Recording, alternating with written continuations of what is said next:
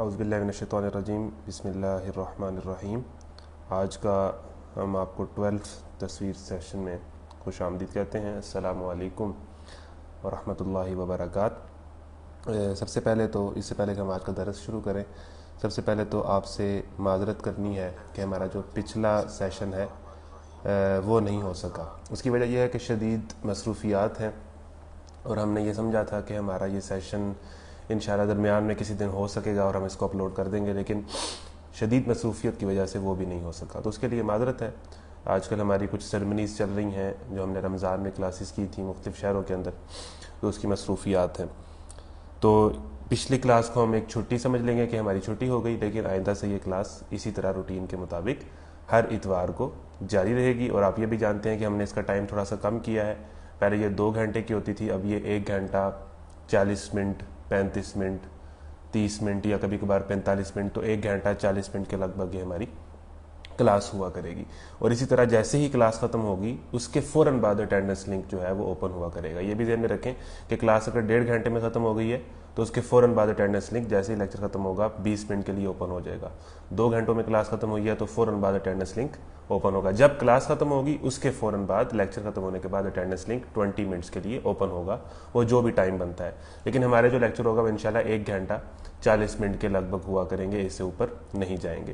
تو وہ کبھی 35 منٹ بھی ہو سکتا ہے، کبھی 30 منٹ بھی ہو سکتا ہے، کبھی اس سے بھی کم ہو سکتا ہے، کبھی 45 منٹ تک بھی جا سکتا ہے۔ تو یہ جو کچھ باتیں ہیں سٹارٹ میں، اور اب انشاءاللہ کلاس کا آغاز کرتے ہیں۔ جیسا کہ آپ جانتے ہیں کہ ہم 5واں سپارہ اس کے 3 ربع پڑھ چکے ہیں، اور اب ہمارا آخری ربع ہے، رکوع نمبر یہ 15 ہے 5ویں سپارے کا، اور سورہ نساء ہے۔ آغاز کرتے ہیں۔ اعوذ باللہ من الشیطان الرجیم بسم اللہ الرحمن الرحیم۔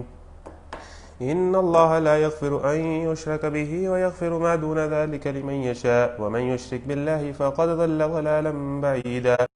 يدعون من دونه إلا إناثا وإن يدعون إلا شيطانا مريدا لعنه الله وقال لأتخذن من عبادك نصيبا مفروضا ولأضلنهم ولأمنينهم ولآمرنهم فليبتكن آذان الأنعام ولآمرنهم فليغيرن خلق الله ومن يتخذ الشيطان وليا من دون الله فقد خسر خسرانا مبينا يعدهم ويمنيهم وما يعدهم الشيطان إلا غرورا أولئك مأواهم جهنم ولا يجدون عنها محيصا والذين آمنوا وعملوا الصالحات سندخلهم جنات تجري من تحتها الأنهار خالدين فيها أبدا وعد الله حقا ومن أصدق من الله قيلا ليس بأمانيكم ولا أماني أهل الكتاب من يعمل سوءا يجز به ولا يجد له من دون الله وليا ولا نصيرا ومن يعمل من الصالحات من ذكر أو أنثى وهو مؤمن فأولئك يدخلون الجنة ولا يظلمون نقيرا ومن ممن أسلم وجهه لله وهو محسن واتبع ملة إبراهيم حنيفا واتخذ الله إبراهيم خليلا ولله ما في السماوات وما في الأرض وكان الله بكل شيء محيطا۔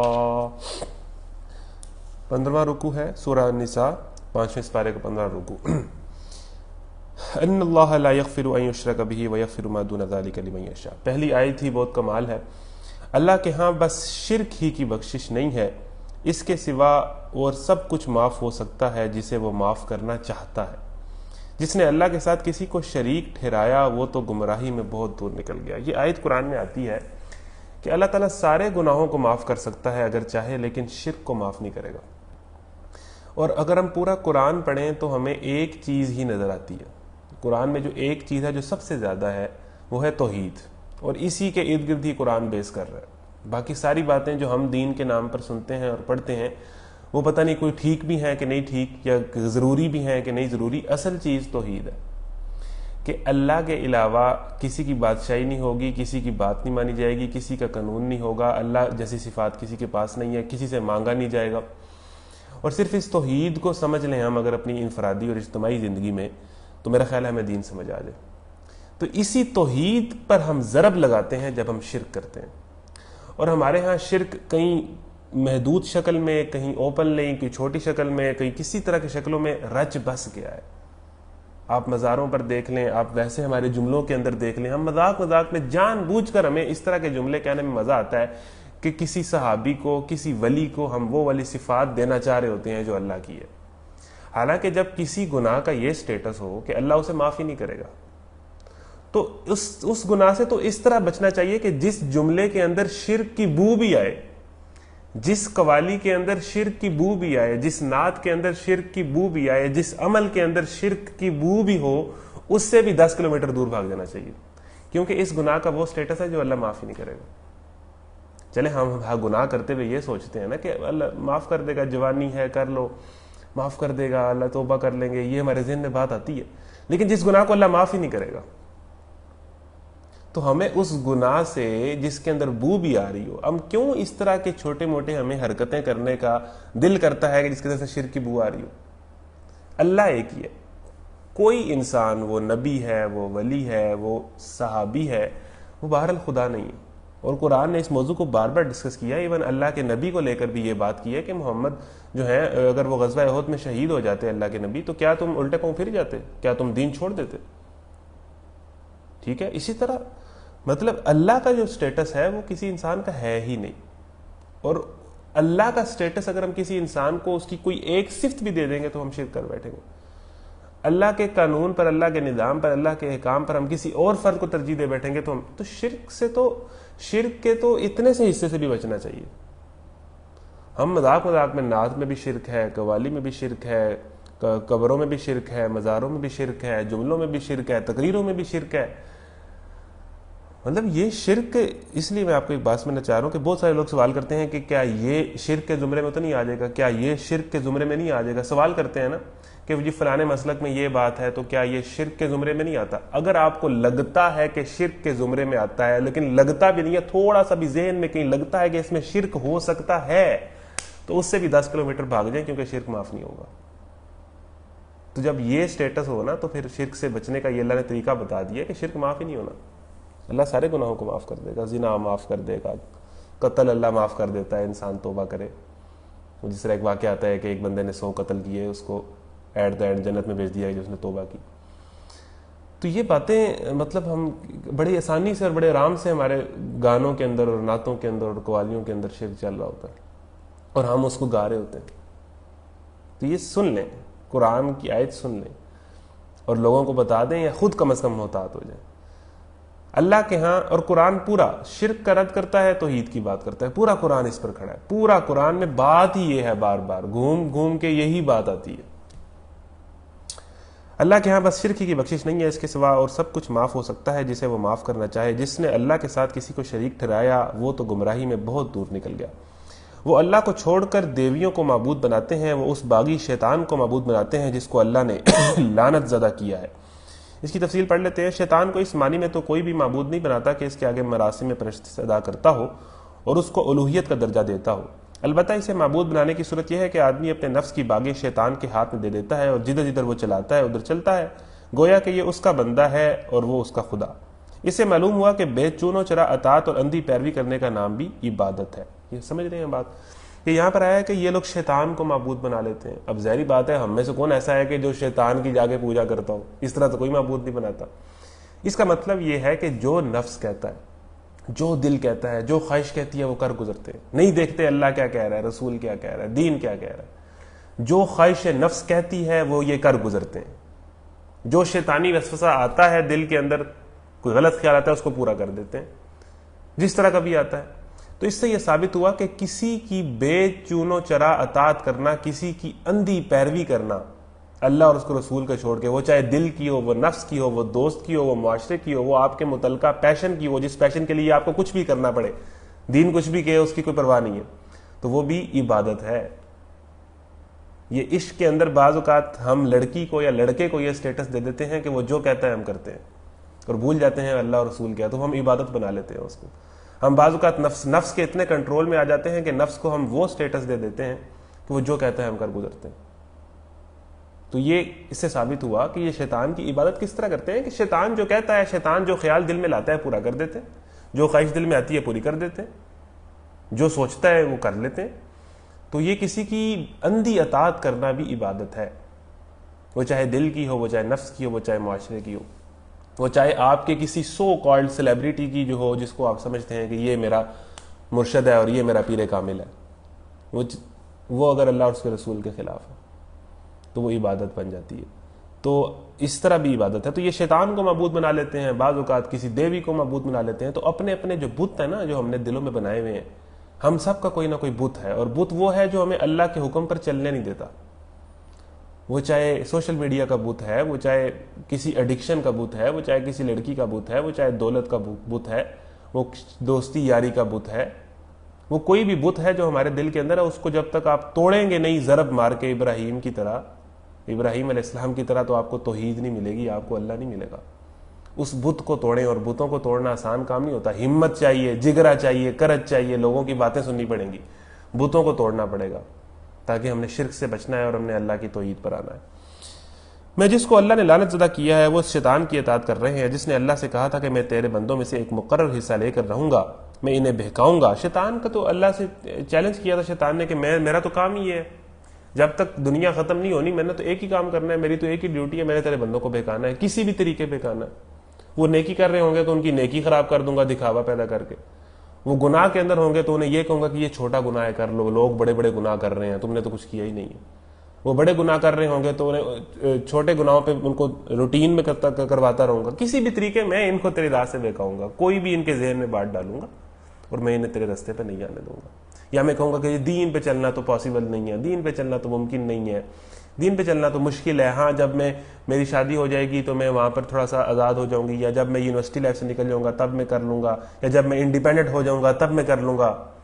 کسی نہ کسی طریقے میں اللہ اور اس کے رسول اور دین سے تعلق میں ان کا ڈیلے ہی کرواتا رہوں گا، اور یہ یہاں تک موت کے قریب پہنچ جائیں گے۔ میرا تو کام ہی ہے، اور شیطان نے کرنا ہے، کسی صورت کرنا ہے، کسی طریقے کرنا ہے، اور اس نے بندے کو بہکائی رکھنا ہے، دور کیے رکھنا ہے، تو یہی کام ہے۔ تو یہ سمپل سی باتیں ہیں اگر ہم سمجھ جائیں کہ ایک شیطان ہے جس نے ہمیں وسوسوں کی صورت میں اللہ کے دین سے دور کرنا ہے، اور ایک توحید ہے، اور ایک اللہ ہے، اور ایک قرآن ہے جو ہمیں اس طرف بلاتا ہے کہ یہ زندگی ختم ہو جانی ہے، ٹائم سے اس طرف آ جاؤ۔ یہی بات ہے جو قرآن میں بار بار آتی ہے۔ جس نے اللہ سے کہا تھا کہ میں تیرے بندوں میں سے ایک مقرر حصہ لے کر رہوں گا اور میں انہیں بہکاؤں گا، میں انہیں آرزوؤں میں الجھاؤں گا۔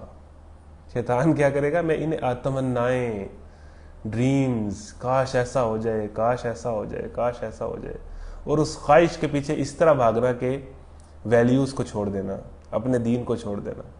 خواہشات نفس، آرزویں، بہت نکلے میرے ارمان لیکن پھر بھی کم نکلے، آرزوؤں میں الجھاؤں گا، کاش ایسا ہو جائے، کاش ایسا ہو جائے، فینٹیسیز، الٹی سیدھی فینٹیسیز۔ میں انہیں حکم دوں گا کہ وہ میرے حکم سے جانوروں کے کان پھاڑیں گے، اور میں انہیں حکم دوں گا کہ وہ میرے حکم سے خدائی ساخت میں رد و بدل کریں گے۔ فَلَا يُغَيِّرُنَّ خَلْقَ اللَّهِ، اس کا ایک ترجمہ تفسیر میں یہ بھی لکھا گیا ہے کہ خدائی ساخت میں رد و بدل کرنا ایسا بھی ہے کہ ان نیچرل کام کرنا، جو فطری کام نہیں ہے۔ اللہ تعالیٰ کا جو دین ہے یا اللہ تعالیٰ کی جو دنیا ہے وہ نیچر پر قائم ہے، نیچرل ہے، فطرت پر قائم ہے۔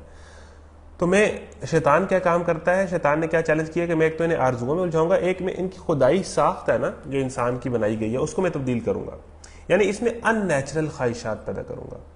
مرد سے مرد کی شادی، یہ فطرت نہیں کہتی، یہ فطری چیز نہیں ہے، یہ ان نیچرل ہے، اس طرف لوگوں کو لے کے آؤں گا، ٹھیک ہے۔ اسی طرح جو ہے وہ عورتوں کا وہ کام کرنا جو مرد کرتے ہیں، اور مردوں کا ان کاموں میں دلچسپی لینا جو عورتوں کے ہیں، یہ خدائی ساخت میں تبدیلی ہے۔ مرد کے کچھ رولز ہیں جو اللہ نے اس کو دیے ہیں، عورت کے کچھ رولز ہیں جو اللہ نے اس کو دیے ہیں، تو میں عورتوں والے کام کروں گا، عورتیں مردوں والے کاموں میں دلچسپی لیں گی، تو یہ فطرت کو تبدیل کروں گا۔ نئے نئے آئیڈیاز، نئی نئی الٹی سیدھی فلاسفیز پھینک کے نا، نئے نئے ٹرینڈز لا کے، لباس عورتوں کا مردوں کو، مردوں کا عورتوں کو، مطلب ٹخنوں سے اوپر شلواریں کرنے کا کس کو کہا گیا ہے؟ کس کو کہا گیا ہے؟ مردوں کو، اور آج کل ٹخنوں سے اوپر شلواریں کس کی جا رہی ہیں؟ عورتوں کی۔ یعنی کہ مرد اگر ٹخنوں سے اوپر شلوار کریں تو وہ برے لگتے ہیں، ٹھیک ہے، اور عورتیں ٹخنوں سے اوپر شلوار کریں تو وہ فیشن ہے۔ یہ کیا ہے؟ یہ شیطانی چالیں کہ عورتوں کا لباس جو ہے، مرد کم لباس، مرد کا تو سطر گھٹنے تک ہے، وہ کم بھی پہن لے تو اس کو چلو مطلب تھوڑے سا اس کی ٹانگ نظر پہ مسئلہ نہیں ہے، اس کا لباس تو ناف سے سطر تک ہے، تو یہی اتنا لباس عورتیں پہن رہی ہیں آج کل، یعنی مردوں کا لباس عورتیں، عورتوں کا لباس مرد۔ یہ مطلب ساخت تبدیل کروں گا، ان نیچرل کام ان سے کرواؤں گا، ٹھیک ہے نا، ان کے ذہن ان نیچرل کر دوں گا. پھر یہ اپنی ساخت میں تبدیلیاں جو آج کل آپ نیشنل جیوگرافک میں بھی دیکھتے ہوں گے، بڑے بڑے عجیب عجیب کام لوگ کرتے ہیں. کسی کو بندر بننے کا شوق ہوتا ہے، کسی کو نعوذ باللہ کتا بننے کا شوق ہوتا ہے، انسان کو ایسی حرکتیں کرتے ہیں بڑے بڑے عجیب عجیب. اپنے ساخت، اپنے ہاتھ پاؤں، اپنی گردنیں لمبی کروانا، ہاتھ پاؤں چھوٹے کرانا، ٹھیک ہے، اپنے جنابی سرجریاں کروانا، پلاسٹک سرجری جو آ رہی ہیں، ہونٹ لمبے کرانا، چھوٹے کرانا، یہ ساری چیزیں اپنی ساخت میں تبدیل کرنا. مرد کا عورت بننے کا شوق ہونا، یہ ویسٹ میں یہ چل رہا ہے اور ادھر بھی آ رہا ہے. عورت کا مرد بننے کا شوق ہونا، جینڈر تبدیل کروانا.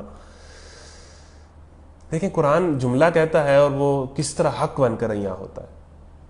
شیطان کا یہ طریقہ ہے کہ میں ان کی نیچر سے تبدیل کرنے کا، ان کی نیچرل چیزوں سے انہیں ہٹا کے ان نیچرل چیزوں کی طرف لاؤں گا، خدائی ساخت میں تبدیل کروں گا. فَلَيُغَيِّرَنَّ خَلْقَ اللَّهِ. تو یہ عورت اور عورت اور مرد کی شادی، یہ بھی یہی چیز ہے. تو یہ شیطانی ٹولز ہیں، ان سے بچنا ہے. شیطان دشمن ہے، دشمن. شیطان کو دشمن کہا گیا ہے. اور جن کے دشمن ہوتے ہیں نا، وہ ایک سیکنڈ بھی سکون سے زندگی نہیں گزارتے. انہیں پتہ ہوتا ہے کسی بھی ٹائم دشمن مجھ پر حملہ کر دے گا. جب آپ کا دشمن ہے تو آپ کی زندگی اس طرح ہوگی کہ آپ بارڈر پر کھڑے ہوئے سپاہی ہیں، کہ آپ ہر دم چوکنے ہیں، کسی بھی ٹائم دشمن حملہ کر سکتا ہے. اس طرح چوکنے رہیں گے تو ایمان پر رہیں گے، ورنہ شیطان بھگا لے جائے گا. سمجھ رہے ہیں بات کو؟ فَلَا يُغَيِّرَنَّ خَلْقَ اللَّهِ. میں انہیں آرزوؤں میں الجھاؤں گا. یہ آیات نوٹ کر لیں کہ شیطان کیا کیا کرے گا. شیطان ایک لعنت زدہ ہے، اللہ نے کہہ دیا اس پر لعنت ہے. اس کی ہر حرکت ہی الٹی ہے، اور اس نے کیا کرنا ہے؟ اس نے بندوں کو بہکانا ہے کسی طریقے، اللہ کے رستے سے دور لے کے جانا ہے. میں تیرے بندوں سے ایک مقررہ حصہ لے کر رہوں گا، میں انہیں بہکاؤں گا، میں انہیں آرزوؤں میں الجھاؤں گا، میں انہیں حکم دوں گا کہ وہ میرے حکم سے جانوروں کے کان پھاڑیں گے. ٹھیک ہے نا، جانوروں کے کان پھاڑنا، یہ اس طرح کی روایتیں، اس طرح کی چیزیں جو ہیں وہ عرب کے ہاں تھیں. یعنی کہ جو اس کی اصل چیز ہے وہ جانوروں کو اس طرح نہ رہنے دینا. اور میں نے حکم دوں گا کہ وہ میرے حکم سے خدائی ساخت میں رد و بدل کریں گے.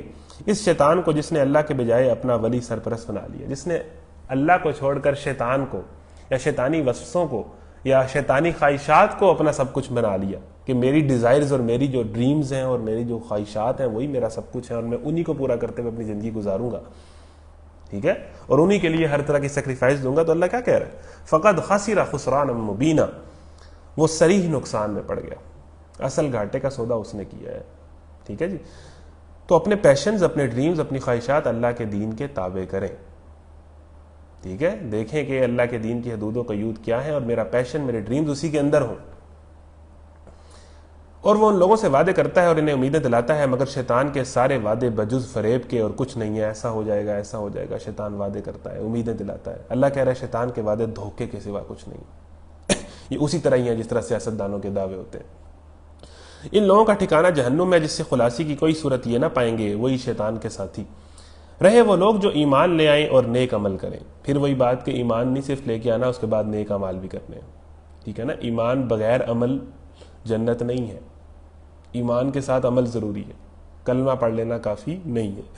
رہے وہ لوگ جو ایمان لائے اور نیک عمل کرے تو انہیں ہم ایسے باغوں میں داخل کریں گے جن کے نیچے نہریں بہتی ہوں گی، اور وہ وہاں ہمیشہ ہمیشہ رہیں گے. یہ اللہ کا سچا وعدہ ہے. شیطان کے وعدوں پر نہ رہیں، اللہ کے وعدے پر رہیں. شیطان کا وعدہ دھوکہ ہے، اللہ کا وعدہ سچا ہے. وعد اللہ حقا. اور اللہ سے بڑھ کر کون اپنی بات میں سچا ہوگا. دیکھیں کیا اللہ کی یہ بات انف نہیں ہے کہ ایمان لاؤ گے، نیک عمل کرو گے تو جنتیں ہوں گی جن میں ہمیشہ رہو گے؟ کیا یہ بات کافی نہیں ہے بندہ مومن کا دین پر چلنے کے لیے اور دین پر ثبات حاصل کرنے کے لیے اور دین پر مطمئن رہنے کے لیے کہ اللہ نے وعدہ کر دیا اور اللہ کہہ رہا ہے، گارنٹی دے رہا ہے کہ اللہ سے اس طرح انسان کسی کو گارنٹی نہیں دیتا یار میری بات پر یقین کرو، اب تم میری بات کا بھی یقین نہیں کرو گے. اسی طرح یہ اللہ ہی آیت کہہ رہا ہے کہ اللہ کا وعدہ سچا ہے، اور اللہ سے بڑھ کر سچی بات کس کی ہو سکتی ہے؟ اللہ نے کہہ دیا کہ ایمان لاؤ گے، نیک اعمال کرو گے تو جنتیں ہیں جن میں ہمیشہ رہو گے. انجام کار نہ تمہاری آرزوؤں پر موقوف ہے، نہ اہل کتاب کی آرزوؤں پر. خواہشات پر اور جذبات پر دنیا نہیں چلتی. آپ کی جو خواہش ہے ایسا ہی ہو جائے، حقیقت بھی ویسی ہے، ایسا تو نہیں ہوتا. جو بھی برائی کرے گا اس کا پھل پائے گا. وہ عیسائی ہے، وہ ہندو ہے، وہ مسلمان ہے. عمل کا ٹٹ فار ٹیٹ ہے، عدلے کا بدلہ ہے. جو کرو گے وہ بھرو گے. من یعمل سوءا یجز بہ. جو برائی کرے گا اس کا پھل پائے گا، اور جو اللہ کے مقابلے میں اپنے لیے کوئی حامی و مددگار وہ نہ پا سکے گا. یعنی برائی کرنے کے بعد اگر وہ سمجھتا ہے کہ میں بچ جاؤں گا تو کوئی مجھے آ کے بچا لے جائے گا، کوئی آ کے مجھے بچا لے جائے گا، تو نہیں، ایسا نہیں ہوگا. برائی کا بدلہ اسے دینا پڑے گا. کوئی اسے نہیں بچا سکتا، کوئی ولی پیر فقیر اسے نہیں بچا سکتا. وَمَن يَعْمَلْ مِنَ الصَّالِحَاتِ مِن ذَكَرٍ أَوْ أُنثَىٰ وَهُوَ مُؤْمِنٌ فَأُولَٰئِكَ يَدْخُلُونَ الْجَنَّةَ وَلَا يُظْلَمُونَ نَقِيرًا. اور جو نیک عمل کرے گا، خواہ وہ مرد ہو یا عورت، یعنی ایکویلٹی ہے، خواہ وہ مرد ہو یا عورت، جو بھی نیک عمل کرے گا، لیکن ایک شرط ہے، وَهُوَ مُؤْمِن، بشرط یہ کہ وہ مومن ہو۔ ایمان لائے بغیر کوئی بندہ نیک عمل کرتے رہے تو اس کا صلہ وہ دنیا میں پالے گا، آخرت جو بیس کر رہی ہے وہ ایمان کے اوپر بیس کر رہی ہے۔ ایمان کے بعد آپ کا ایمان نہیں ہے نا، دیکھیں دو شرطیں لازمی ہیں، ٹھیک ہے نا، کہ آپ کے پاس ایک تو آئی ڈی کارڈ ہونا چاہیے پیپر دینے جب آپ جاتے ہیں، ایک ہونی چاہیے رول نمبر سلپ۔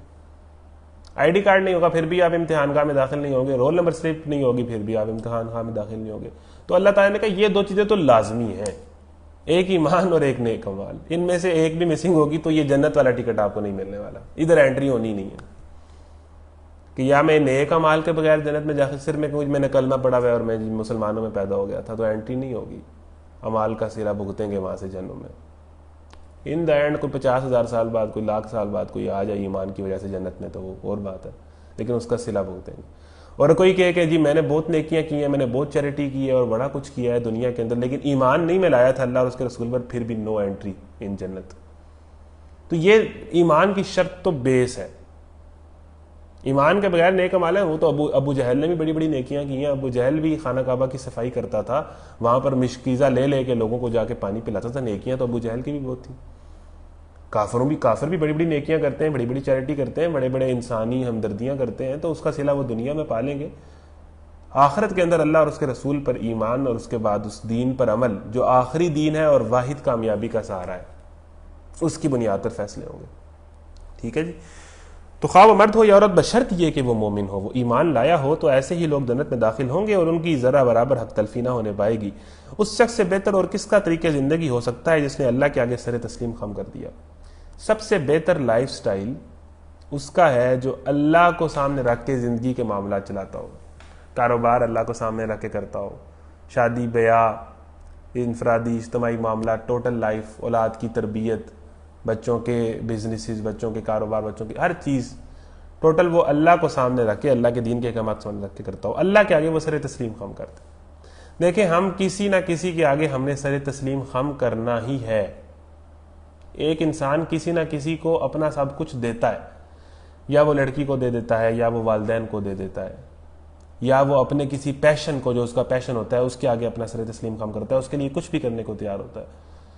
اگر آپ اللہ کو نہیں دیں گے تو آپ کسی نہ کسی کو تو دیں گے، اگر آپ اللہ کے بندے نہیں بنیں گے تو لازمی آپ کسی نہ کسی کے بندے بنیں گے، یا اپنے نفس کے بندے بن جائیں گے، یا کسی کے عشق میں مبتلا ہو جائیں گے، یا پھر کیا کریں گے، یا آپ کا جو پیشن ہے جو آپ کام کرنا چاہتے ہیں اس کے بندے بن جائیں گے، اس کے لیے سب کچھ کرنے کو تیار ہو جائیں گے، جائز ناجائز ہر طرح۔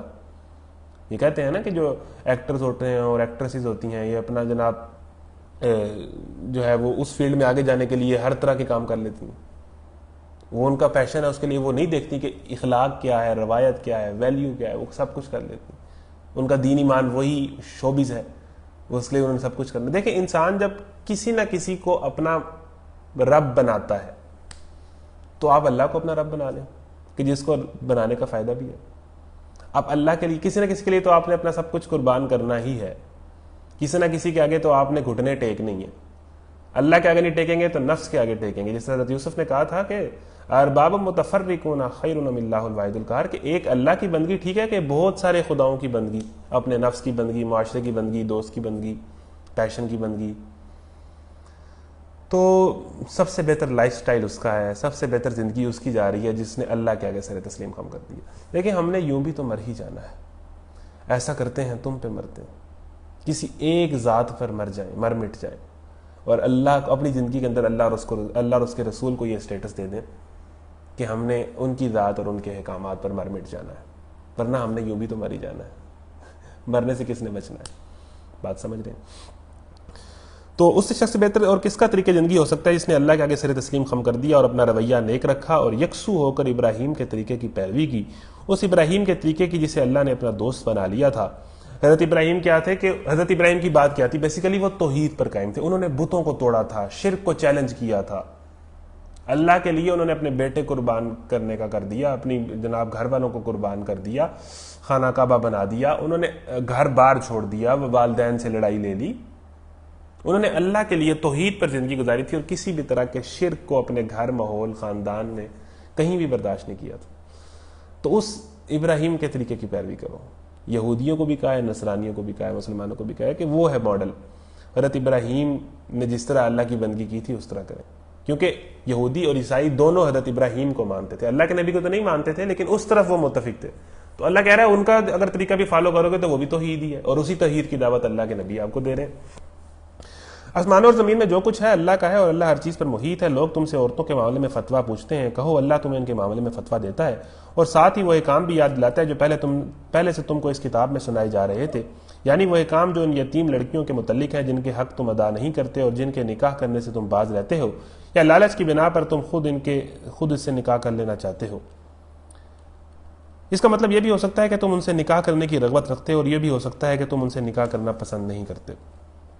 اور وہ احکام جو ان بچوں کے متعلق ہیں جو بیچارے کوئی زور نہیں رکھتے, اللہ تمہیں ہدایت کرتا ہے کہ یتیموں کے ساتھ انصاف پر قائم رہو, اور جو بھلائی تم کرو گے وہ اللہ کے علم سے چھپی نہ رہ جائے گی. اگر کسی عورت کو اپنے شوہر سے بدسلوکی یا بے رخی کا خطرہ ہو تو کوئی مضائقہ نہیں کہ میاں اور بیوی کچھ حقوق کی کمی بیشی پر آپس میں صلح کر لیں.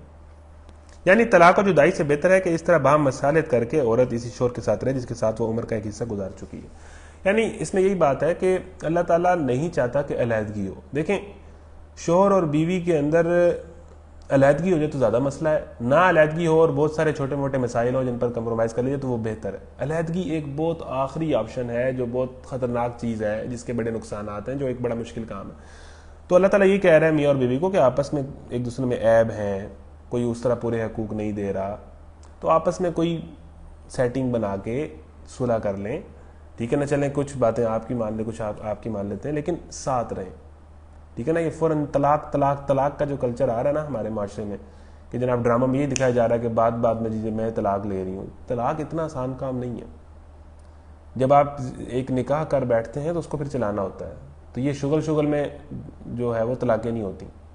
تو اس کو ایک آخری آپشن کے طور پر رکھنا چاہیے. جب معاملات بالکل جو ہے وہ اڑ جائیں تو پھر یہ آپشن لینا چاہیے. ادروائز کوشش یہی کرنی چاہیے کہ گھر بسیں. ہمارے ہاں گھر ساسیں بھی اور جو لڑکی والے ہوتے ہیں وہ بھی اس کو پٹیاں پڑھا کے اس کا گھر بسانے کی طرف نہیں لے کے آتے, گھر اجاڑنے کی طرف لے کے آتے ہیں.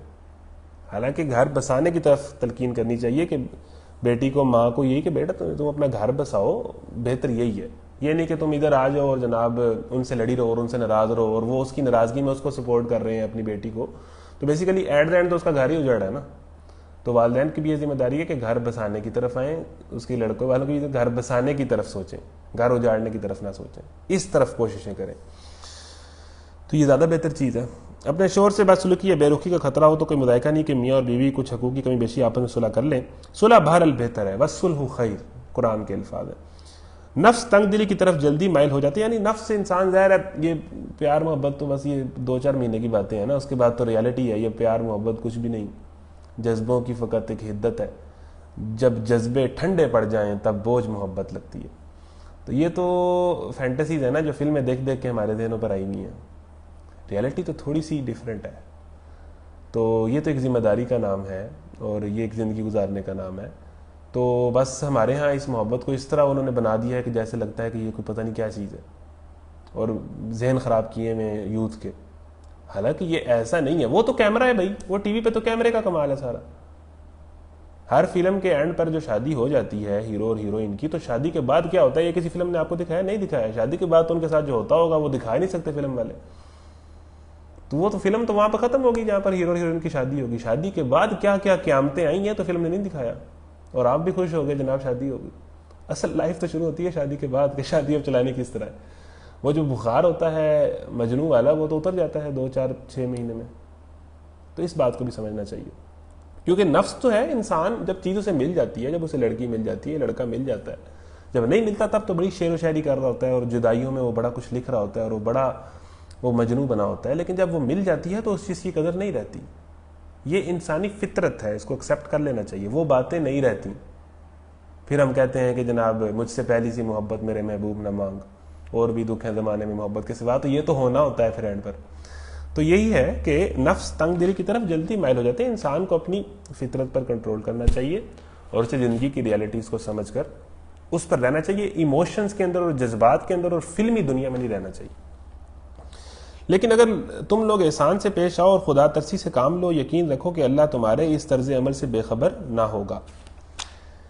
بیویوں کے درمیان پورا پورا عدل کرنا تمہارے بس میں نہیں ہے، تم چاہو بھی تو اس پر قادر نہیں ہو سکتے، لہذا قانون الہی کا منشا پورا کرنے کے لیے یہ کافی ہے کہ ایک بیوی کی طرف اس طرح نہ جھک جاؤ کہ دوسری کو ادھر لٹکتا چھوڑ دو۔ اب اس میں جب یہ بات آئی دو شادیوں کی یا ایک سے زائد شادی کی، تو اس میں کہا کہ دیکھیں ظاہری بات ہے کہ ایک فطری چیز ہے کہ مرد بیویوں کے اندر شاید اس طرح انصاف نہ کر سکے، ظاہری بات ہے جو اس کی نئی بیوی آئی ہے وہ اس طرف زیادہ مائل ہوگا، اسے نئی شادی ہے، تو ایک 50/50 انصاف تو وہ نہیں کر سکے گا جس طرح کیلکولیٹر کرتا ہے، اس طرح تو نہیں ہو سکے گا۔ تو اللہ نے یہی کہا ہے کہ ظاہری بات ہے جس سے نئی شادی ہوئی ہے اس کی طرف زیادہ کشش ہے، تو انصاف اس طرح کرو کہ ساروں کے حقوق کا خیال رکھو، یوں نہ کرو کہ بس ایک کو لے کے بیٹھ جاؤ۔ ہمارے ہاں تو زیادہ تر دوسری شادیاں ہوتی اس لیے ہیں کہ پہلی سے تنگ ہے اور پہلی کو چھوڑنا ہے تو دوسری کر لی ہے، حالانکہ عدل کی جو شرط ہے وہ بڑی سخت ہے کہ ایسا نہیں ہوگا کہ دوسری کو بالکل چھوڑ دیا اور جو ہے وہ نئی شادی ہے اس کو جناب لے کے، ہاں پورا انصاف نہیں کر سکو گے، لیکن یہ طریقہ کار ٹھیک نہیں ہے کہ دوسری ایک کی طرف جھک جاؤ اور دوسری کو بالکل لٹکتا چھوڑ دو، ٹھیک ہے، گھر بیٹھا چھوڑ دو۔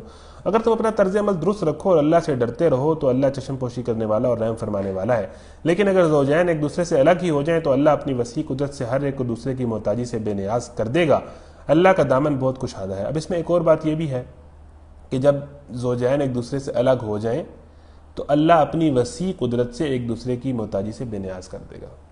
یہ جو ہمارے ہاں باتیں ہیں نا کہ یہ بھی ایموشنل باتیں ہیں کہ ایک محبت ہوتی ہے اور وہی محبت رہتی ہے اور اس کے بعد وہ ساری زندگی چلتی ہے اور وہ جناب پہلی محبت بھلائی نہیں جا سکتی، یہ بھی ایموشنل باتیں، یعنی کہ یہ بھی بات سمجھنی چاہیے کہ اگر طلاق ہو گئی یا علیحدگی ہو گئی ہے تو کوئی بہت بڑی قیامت نہیں، آگے زندگی اب بھی چل سکتی ہے، دوسرا نکاح بھی ہو سکتا ہے، شادی بھی ہو سکتی ہے، دوبارہ سے زندگی سٹیبل بھی ہو سکتی ہے۔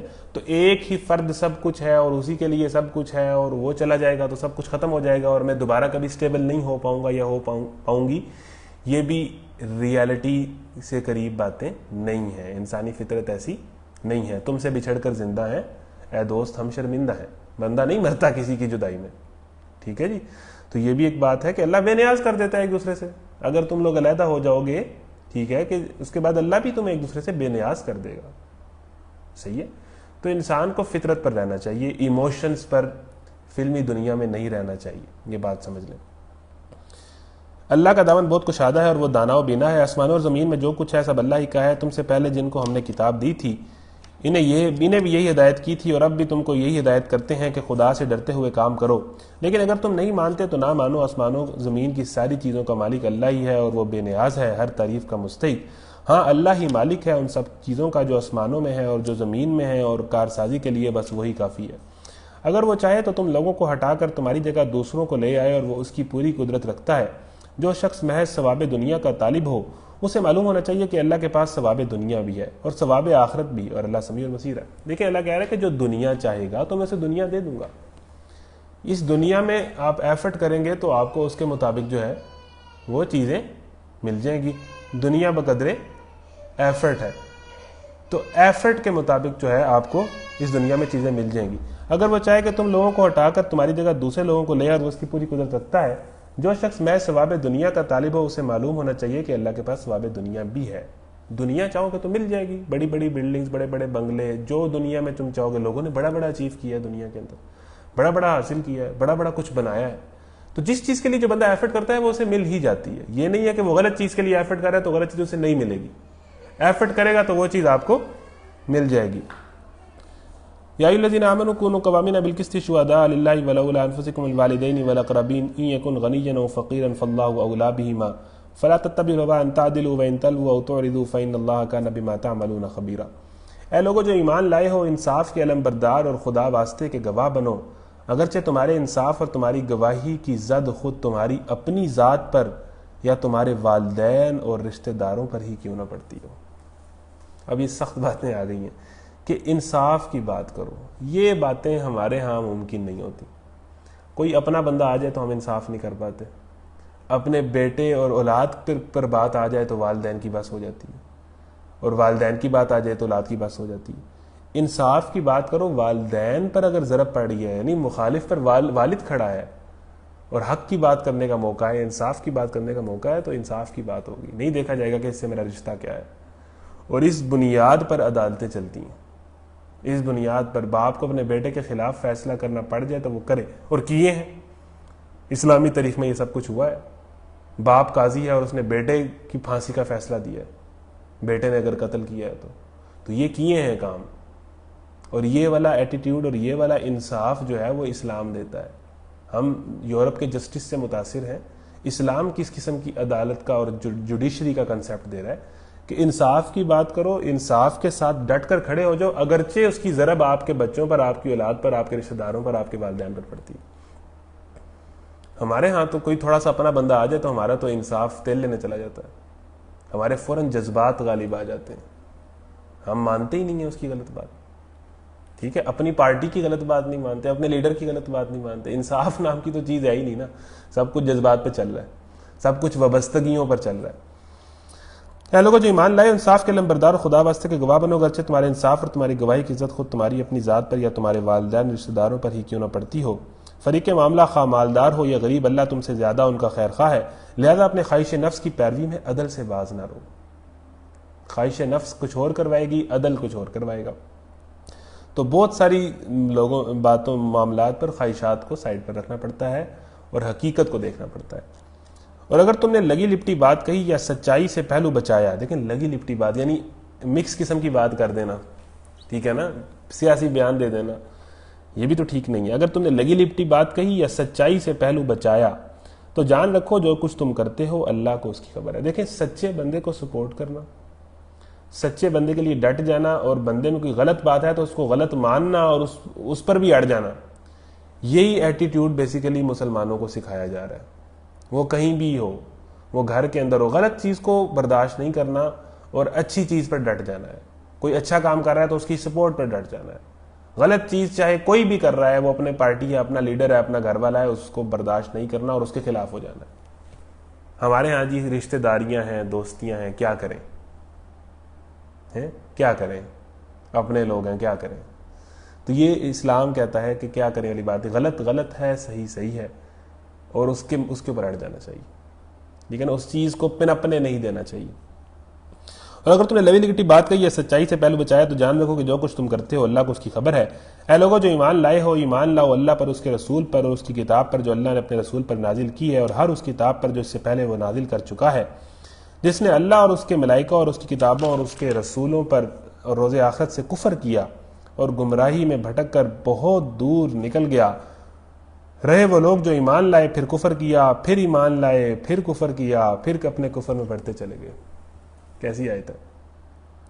اس سے پہلے ایک آیت آئی ہے, یا ایھا الذین آمنوا آمنوا, اے لوگوں جو ایمان لائے ہو ایمان لاؤ. ایمان لانے والوں کو اللہ کہہ رہا ہے کہ ایمان لاؤ, یہ کیا بات ہوئی؟ اس کی مثال اس طرح سمجھیں کہ ایک باپ جب اپنے بیٹے کو کوئی کام کہتا ہے اور بیٹا اس کی بات نہیں مانتا, وہ پھر کہتا ہے پھر نہیں مانتا, پھر کہتا ہے پھر نہیں مانتا, تو وہ اسے باپ غصے میں یہ کہتا ہے کہ بندے کا بچہ بن. حالانکہ وہ بندے کا بچہ ہی ہوتا ہے آلریڈی, وہ کسی جانور کا بچہ تو نہیں ہوتا, وہ بندے کا ہی بچہ ہوتا ہے. لیکن وہ بندے کا بچہ بن کہنا کہ کہہ رہا ہے, اس لیے کہتا ہے کہ تم بندے کے بچے تو ہو لیکن تمہاری حرکتیں بندے کے بچوں جیسی نہیں ہیں.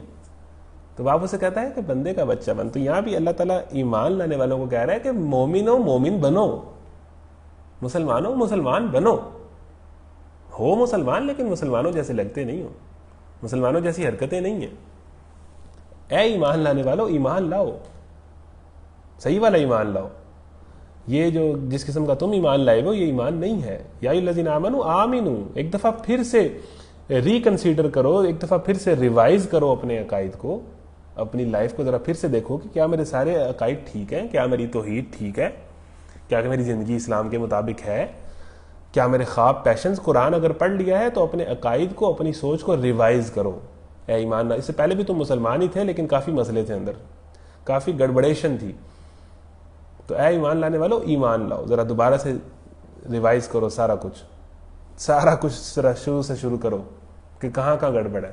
بنیاد میں ہی گڑبڑ ہے, بنیاد نہیں ہلی ہوئی, ایمان ہی ہلا ہوا ہے, وہی ٹھیک نہیں ہے, اسی کا نہیں پتہ ہی نہیں ہے زندگی کا مقصد کیا ہے, میں کیوں آیا ہوں, کرنا کیا ہے, جانا کیا ہے. ذرا پھر سے ایمان لانے والو ایمان لاؤ, ایمان لاؤ, دوبارہ سے ایمان لاؤ اللہ پر, اس کے رسول پر. دیکھو کہ میں واقعی ایمان لایا ہوں اللہ اور اس کے رسول پر, کتابوں پر. بڑی خوبصورت آیت ہے کہ جس نے اللہ اور اس کے ملائکہ اور اس کی کتابوں اور اس کے رسولوں پر روز آخرت سے کفر کیا, وہ گمراہی میں بھٹک کر بہت دور نکل گیا. رہے وہ لوگ جو ایمان لائے پھر کفر کیا, پھر ایمان لائے پھر کفر کیا, پھر کفر کیا. یہ وہ لوگ ہیں جو کنفیوز لوگ ہیں. ایمان مجھے روکے ہے جو کھینچے ہے مجھے کفر، کعبہ میرے پیچھے ہے کلیسا میرے آگے. یعنی کبھی ادھر کبھی ادھر، مذبذبین بین ذالک، کبھی آگے آیت آئے گی کہ کبھی ایمان لاتے ہیں کبھی کفر کرتے ہیں، کبھی ایمان لاتے ہیں کبھی اس طرف ہو جاتے ہیں کبھی اس طرف ہو جاتے ہیں، پارٹیاں ہی بدلتے رہتے ہیں. رہے وہ لوگ. ابراہیم کا کیا طریقہ تھا کہ یکسو ہو کر ایک اللہ کے پیرو بن گئے، اور جو ایک چیز کو نہیں نہ تھامتا، ایک سہارے کو نہیں پکڑتا، پھر وہ کبھی اس کو پکڑتا ہے کبھی اس کو پکڑتا ہے. تو ایک چیز پر یکسو ہو جاؤ، کمیٹڈ ہو جاؤ کہ یہ میرا رستہ ہے، یہ میرا خدا ہے، یہ میرا دین ہے، بس اب یہی ہے. اور اب اس کو میں نے تھامے رکھنا ہے، چاہے آندھی آئے چاہے طوفان آئے. طوفان ہو یا آندیاں ہو تو آپ کو کسی چیز کو پکڑ کے ہی اپنے آپ کو روکتے ہیں نا. ایسی سچویشن میں سیلاب آ رہا ہو تو آپ کسی چیز مضبوط چیز کو تھامتے ہیں نا. تو اس دنیا میں تو کئی طرح کے طوفان اور سیلاب آئے ہوئے ہیں، برائی اور بے حیائی کے، بے مقصدیت کے. تو ہم نے قرآن کو تھامنا ہے، اور ہم نے پتہ ہے یہی ہمارا قرآن ہے اور یہی سب کچھ ہے، ہم نے اسی کو تھام کی زندگی گزارنی. تو یکسو ہو کر اسی کو تھام لیں، اسی رستے کو چن لیں.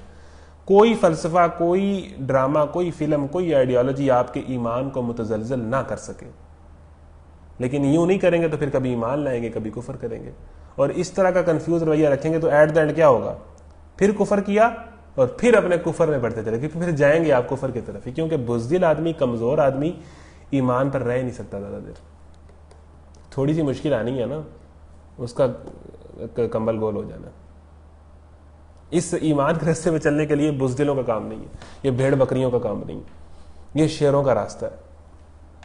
اور اس میں مخالفتیں تو آنی ہیں ہر دور میں. ایمان، یہ بھی تو حدیث ہے نا کہ اسلام پر چلنا، اسلام اجنبی بن جائے گا، بہت کم لوگ اسلام پر چلتے ہوں گے. تو اس پہ مخالفتیں، دنیا تو کہیں اور ہی جا رہی ہے، دنیا نے کہیں اور جانا ہے. تو اس کو سمجھ رہے ہیں کہ اس پہ ڈٹ جائے. اگر وہ تھوڑا سا بزدل ہوا یا کنفیوز ہوا تو پھر ایٹ دا اینڈ وہ اپنے کفر میں ہی جائے گا. ایمان کفر، ایمان کفر، پھر کفر میں بڑھتے چلے گئے، اور اللہ ہرگز ان کو معاف نہ کرے گا اور نہ کبھی ان کو راہ راست دکھائے گا. پھر اللہ بھی ان کو راہ راست نہیں دکھائے گا، پھر وہ اسی راستے پہ بڑھتے چلے جائیں گے. اور جو منافق اہل ایمان کو چھوڑ کر کافروں کو اپنا رفیق بناتے ہیں، انہیں یہ مجدہ سنا دو کہ ان کے لیے دردناک سزا تیار ہے. جو مسلمان بھی اللہ کو چھوڑ کر دوسری سپر پاورز کو، کافروں کو اپنا سب کچھ سمجھتے ہیں اور اپنا رفیق بناتے ہیں، اور ان سے دوستیوں کی فکر میں زیادہ ہوتے ہیں کہ یہ کہیں ناراض نہ ہو جائیں. اللہ ناراض ہونا ہو کوئی نہیں مسئلہ، ان کو ہم اپنا سافٹ امیج پیش کریں کہ ہمارے ملک میں سب کچھ ہوتا ہے جو آپ چاہتے ہیں، تبھی خوش ہوگا نا ویسٹ کے ہم ان کی طرح کے ہو جائیں. ہمارے ہاں بھی جناب وہ عورتیں آزاد ہو جائیں اور وہ سب کچھ کریں جو ویسٹ چاہتا ہے، تبھی وہ خوش ہوگا. ہمارے ہاں بھی جناب سود بڑھ چڑھ کر ہو اور یہ ریلیجن نام کی چیز نکل جائے، تبھی وہ خوش ہوگا. ٹھیک ہے نا، وہ تو تبھی خوش ہوگا، ورنہ تو وہ خوش نہیں ہوگا. تو اللہ ناراض ہو نہ ہو اس کی پرواہ نہیں ہے، وہ جو ہمارے دوست صاحب ہیں وہ خوش رہیں. تو اللہ ہرگز ان کو معاف نہ کرے گا اور نہ کبھی ان کو راہ راست دکھائے گا. اور جو منافق اہل ایمان کو چھوڑ کر کافروں کو اپنا رفیق بناتے ہیں، انہیں یہ مجدہ سنا دو کہ ان کے لیے دردناک سزا تیار ہے. کیا یہ لوگ عزت کی طلب میں ان کے پاس جاتے ہیں؟ حالانکہ عزت تو ساری کی ساری اللہ ہی کے لیے ہے. عزتیں کسی کافر سے نہیں ملیں گی، کسی سپر پاور سے تعلق ہونے کی وجہ سے آپ کو عزت نہیں ملنے والی ہے. اقوام متحدہ کے اندر، دنیا کے اندر کہتے ہیں نا کہ دنیا کیا سوچے گی، دنیا میں ہمارا کیسے ہمت جائے گا، پاکستان کی عزت کوئی دنیا میں رہ جائے گی؟ جی جناب، اگر ہم زنا کی سزا سر عام دیں گے تو وہ ہمیں تھوڑا سا وہ ریجڈ اور فنڈامنٹلسٹ سمجھا جائے گا. لوگ کیا سوچیں گے، دنیا کیا سوچے گی، دنیا میں ہماری کوئی عزت رہ جائے گی؟ بھائی عزت ملنی ہے اسلام سے، ذلت ملنی ہے اسلام کو چھوڑ کر. قرآن سے قوموں کا عروج ہے، قرآن کو چھوڑ کر قوموں کا زوال ہے. جس طرح حضرت عمر نے کہا تھا کہ جب وہ پیبند لگے کپڑے پہن کر فلسطین گئے، جب وہ فتح ہوا تو انہیں ایک صحابی نے کہا کہ آپ خلیفہ ہیں مسلمانوں کے، تو آپ کوئی تھوڑا سا اچھا ڈریس پہن لیں، تھوڑی سی اپنی وہ اپیرنس تھوڑی سی پتہ لگے کہ آپ خلیفہ ہیں، کوئی تھوڑا سا تو پروٹوکول ہو، تھوڑا سا تو کوئی پتہ لگے کہ آپ خلیفہ ہیں. تو حضرت عمر نے کہا کہ ہمیں عزت اسلام نے دی ہے، اور اسلام کے علاوہ اگر ہم کہیں اور عزت تلاش کریں گے تو اللہ ہمیں ذلیل کر دے گا. ہمیں یہ ساری عزت، یہ ساری سلطنتیں اسلام نے دی، اسلام پر چلنے نے دی ہیں، اسلام کے لیے لڑنے پر ہمیں سب کچھ ملا ہے. تو اب ہم کہیں اور عزت تلاش کرنا شروع کر دیں گے تو پھر اللہ ہمیں ذلیل کر دے گا. تو اللہ کہہ رہا ہے کہ عزت اللہ ہی کی ہے. فَإِنَّ الْعِزَّةَ لِلَّهِ جَمِيعًا، اور جو اللہ کا بندہ بن جائے اسی کی عزت ہے. اللہ کے قانون، اللہ کے حکم ہی کی عزت ہے. اس پر کنفیوز نہ ہو، اس پر یہ نہ سوچیں کہ لوگ کیا کہیں گے، بس یہی سوچیں کہ اللہ کیا کہے گا. اللہ اس کتاب میں تم کو پہلے ہی حکم دے چکا ہے کہ جہاں تم سنو اللہ کی آیات کے خلاف کفر بکا جا رہا ہے اور ان کا مذاق اڑایا جا رہا ہے وہاں نہ بیٹھو جب تک کہ لوگ کسی دوسری بات نہ لگ جائیں. یعنی ایسی مجالس میں، ایسے ماحول میں، ایسی سوشل میڈیا ایکٹیویٹیز میں، فلموں میں، گانوں میں، ایسی کسی بھی مجلس میں جہاں پر اللہ کے دین کی خلاف بات ہو رہی ہو یا اللہ کے دین سے بدظن کیا جا رہا ہو یا اس کے خلاف باتیں بکواس کی جا رہی ہو، ٹھیک ہے، تو وہاں نہ بیٹھو، ٹھیک ہے نا، وہاں نہ رہو. اب اگر تم ایسا کرتے ہو تو تم بھی انہی کی طرح ہو. یقین جانو کہ اللہ منافقوں اور کافروں کو جہنم میں ایک جمع کرنے والا ہے. ان اللہ جامع المنافقین والکافرین فی جہنم جميعا، کہ اللہ کافروں کو بھی اور منافقوں کو بھی جمع کہاں کرے گا؟ دونوں کی منزل ایک ہی ہے. جو ایمان لانے کے بعد 2 نمبر رہے ان کی منزل بھی جہنم ہے، اور جو ایمان ہی نہ لائے، یعنی دونوں کو برابر کر دیا اللہ نے، منافق اور کافر برابر ہو گئے جہنم میں. ان اللہ جامع المنافقین والکافرین فی جہنم جميعا. یہ منافق تو تمہارے معاملے میں انتظار کر رہے ہیں کہ اونٹ کس کروٹ بیٹھتا ہے. اللہ کی طرف سے فتح تمہاری ہوئی تو آ کر کہیں گے کہ کیا ہم تمہارے ساتھ نہ تھے، اور اگر کافروں کا پلہ بھاری رہا تو ان سے کہیں گے کہ کیا ہم تمہارے خلاف لڑنے پر قادر نہ تھے، اور پھر بھی ہم نے تم کو مسلمانوں سے بچایا. بس اللہ ہی تمہارے اور ان کے معاملے کا فیصلہ قیامت کے روز کرے گا، اور اس فیصلہ میں اللہ نے کافروں کے لیے مسلمانوں پر غالب آنے کی ہرگز کوئی سبیل نہیں رکھی ہے. ایٹ دا اینڈ فتح جو ہے وہ حق کی ہے، اسلام کی ہے، مسلمانوں کی ہے. تو کافر منافق یہی سوچتے رہتے ہیں کہ اونٹ کس کروٹ بیٹھتا ہے. مسلمان جیتتے ہیں تو ان کی سائڈ پر آ جائیں، کافر جیتتے ہیں تو ان کی سائڈ پر آ جائیں. دونوں طرف وہ ہے، انہوں نے سوچا ہوتا ہے کہ فیوچر پلاننگ کی ہوتی ہے کہ کس سے بنا کے رکھنی ہے کن حالات میں. یعنی اپنی کوئی ویلیو نہیں ہے، پیسے کے غلام ہیں، نفس کے پجاری ہیں، چڑھتے سورج کے پجاری ہیں، ابن الوقت ہیں، جس کو اوپر دیکھتے ہیں اس کو سلوٹ مارتے ہیں. ان المنافقین یخادعون اللہ وهو خادعهم واذا قاموا الى الصلاة قاموا كسالى يراؤون الناس ولا يذكرون الله الا قليلا مذبذبین بین ذلك لا الہ هؤلاء ولا الہ هؤلاء. یہ منافق کی صفات ہے، ذرا پڑھیے گا اور دل تھام کر پڑھیے گا اور دیکھیے گا کہ کہیں ان میں سے کوئی صفت میرے میں تو نہیں ہے. یہ منافق اللہ کے ساتھ دھوکے بازی کر رہے ہیں، حالانکہ در حقیقت اللہ ہی انہیں دھوکے میں ڈال رکھا ہے. یہ ہم نے پہلے اس بارے میں بھی پڑھا تھا. جب نماز کے لیے اٹھتے ہیں تو کسمساتے ہوئے، محض لوگوں کو دکھانے کی خاطر.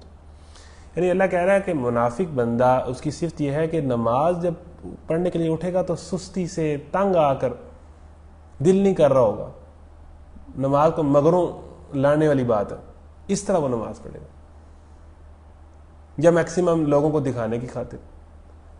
نماز پڑھنے کے لیے وَإِذَا قَامُوا إِلَى الصَّلَاةِ قَامُوا كُسَالَىٰ، کسمساتے ہوئے، سستی سے، تنگ آ کر، دل نہیں کر رہا. اور یہی معاملہ دین کے ہر حکم پر ان کا ایسا ہی ہے. مومن کا رویہ یہ ہے کہ وہ دین پر خوشی سے کمیٹڈ ہو کے چلتا ہے. منافق کا رویہ یہ ہے کہ وہ دینی احکامات کو بوجھ سمجھتا ہے، ٹھیک ہے نا، دینی تعلیمات کو بوجھ سمجھتا ہے، پردے کو بوجھ سمجھتا ہے، ٹھیک ہے نا، جو ہے وہ دیانتداری کو، ایمانداری کو کاروبار میں بوجھ سمجھتا ہے، نماز روزے کو بوجھ سمجھتا ہے. کس قدر تم پہ گراں صبح کی بیداری ہے، ہم سے کب پیار ہے، ہاں نیند تمہیں پیاری ہے، تب آزاد پہ قید رمضاں بھاری ہے، تم ہی کہہ دو یہی آئین وفاداری ہے. تو وہ نماز پڑھنے کے لیے اٹھتے ہیں تو کسمساتے ہوئے، یراؤن الناس، لوگوں کو دکھانے کی خاطر، اور خدا کو کم ہی یاد کرتے ہیں. نماز پڑھ بھی لیں تو انہیں خدا اندر نہیں یاد آتا، بس وہ ایک روٹین میں پڑ جاتے ہیں. خدا کو کم ہی یاد کرتے ہیں. مذبذبین بین ذلک، کفر اور ایمان کے درمیان ڈاواں ڈول ہیں. یہ ہمارے ہاں ہر مسلمان کی حالت ہے کہ نہیں سمجھ آ رہی، کنفیوز ہیں. قرآن نہیں نہ پڑھا، قرآن نہیں پڑھا، قرآن سے دور ہیں اور الٹے سیدھے فلسفے جھاڑتے رہتے ہیں. کفر و ایمان کے درمیان ڈاواں ڈول ہیں، متذبذب، خدا ہی ملا نہ وصال سلام، نہ ادھر ہے نہ ادھر ہے، ڈاواں ڈول ہیں، کنفیوز ہیں، نہ پورے اس طرف ہیں نہ پورے اس طرف. اللہ تعالیٰ کو ایک راستہ چاہیے. جسے اللہ نے بھٹکا دیا اس کے لیے تم کوئی راستہ نہیں پا سکتے. اے لوگوں جو ایمان لائے ہو، مومنوں کو چھوڑ کر کافروں کو اپنا رفیق نہ بناؤ. کیا تم چاہتے ہو کہ اللہ کو اپنے خلاف صریح حجت دے دو؟ یعنی یہ آیت اللہ کہہ رہی ہے کہ اگر تم کافروں کو اپنا رفیق بنا لو گے تو اللہ تعالیٰ کو تو تمہیں صریح حجت دے دو گے کہ اللہ تعالیٰ تمہیں عذاب دے اور جہنم میں ڈالے اور کافروں کے ساتھ تمہارا انجام کرے کہ یہی دوست پسند ہے تو انہی کے ساتھ پھر رہو اور انہی کے ساتھ جہنم میں بھی رہو. دنیا میں بھی انہی کے ساتھ رہنا ہے تو آخرت میں بھی انہی کے ساتھ ہی رہو، پھر اپنا انجام بھی انہی کے ساتھ ہی کراؤ. دیکھیں محبت کا پیمانہ یہ ہے کہ آپ جس بندے سے محبت کرتے ہیں نا، آپ یہ دعا کریں کہ میرا انجام بھی قیامت کے دن اسی کے ساتھ ہو. یہ اصل محبت ہے کہ میں قیامت میں بھی اسی کے ساتھ رہنا چاہتا ہوں. تو دیکھ لیں آپ جس سے محبت کرتے ہیں وہ قیامت میں اس کے کیا حالات ہیں، ذرا اس کی زندگی دیکھ کے اندازہ کر لیں. آپ یہ دعا کر سکتے ہیں کہ میں اس کے ساتھ قیامت والے دن میرا انجام بھی اسی کے ساتھ ہو. تو اللہ یہ کہہ رہا ہے کہ تم کیوں صریح حجت دینا چاہتے ہو اللہ کو اپنے خلاف، کہ تمہیں سیدھی سیدھی عذاب کی دلیل مل جائے کہ اللہ تعالیٰ کے پاس کوئی اور آپشن نہ ہو تمہیں عذاب دینے کے علاوہ.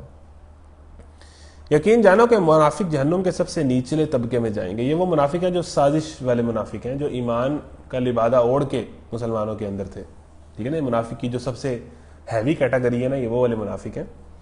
ان المنافقین فی الدرک الاسفل من النار، یہ ان منافقوں کی بات ہو رہی ہے. یقین جانو کہ منافق جہنم کے سب سے نچلے طبقے میں جائیں گے اور تم کسی کو ان کو مددگار نہ پاؤ گے، البتہ جو ان میں سے تائب ہو جائیں اور اپنا طرز عمل اصلاح کر لیں. دیکھیں جو بھی توبہ کر لے گا اور اپنا طرز عمل درست کر لے گا، صرف توبہ نہیں کرے گا، اس کے بعد اپنے آپ کو ٹھیک بھی کر لے گا اور اللہ کا دامن تھام لیں اور اپنے دین کو اللہ کے لیے خالص کر لیں.